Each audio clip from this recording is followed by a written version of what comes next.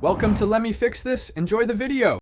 You begin by launching I Am Resizer with your image files already accessible.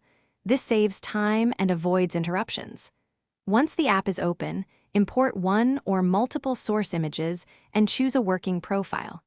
You set the output folder and pick target dimensions or an aspect ratio so results are predictable.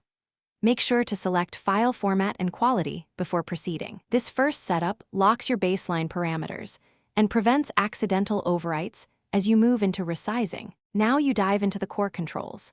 You select the scaling algorithm based on goals, bicubic for smooth, Lanczos for detail, content-aware to preserve subjects.